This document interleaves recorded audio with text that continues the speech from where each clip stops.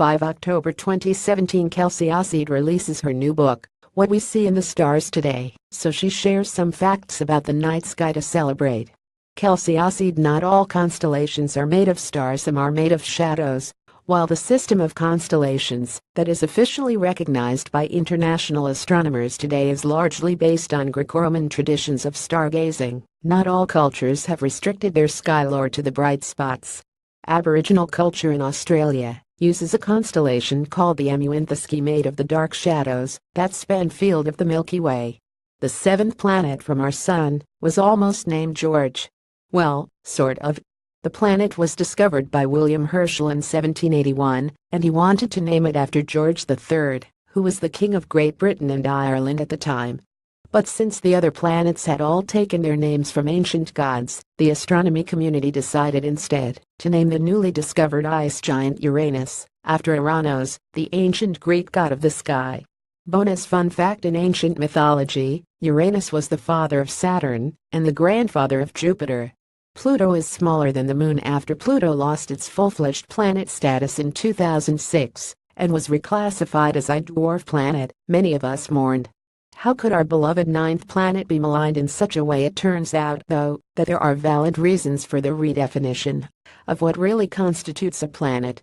And Pluto didn't really fit the bill. With a diameter of only 1,475 miles, it's actually significantly smaller than our own Moon, which has a diameter of 2,159 miles. Luckily, astronomy still recognizes the great importance of Pluto in our solar system, and it got its day in the sun, no pun intended, recently, when NASA's New Horizons spacecraft became the first mission ever to closely explore the dwarf planet. The shadows on the face of the Moon are named after human emotions. When early astronomers looked at the Moon, they assumed the dark shapes that spotted its face were oceans and seas. They called them the lunar maria, Latin for lunar seas, and mapped and named them individually. Many were named after human feelings and states of mind, like Mare Tranquillitas, the Sea of Tranquility, and Mare Crisium, the Sea of Crises.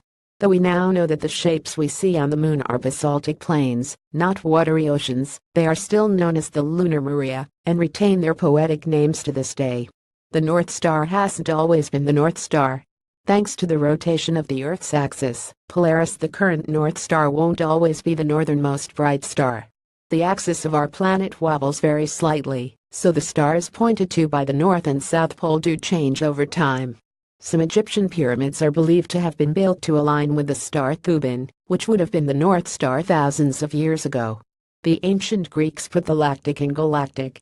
The term galaxy comes from the Latin Via Lactea, the Latin translation of Milky Way.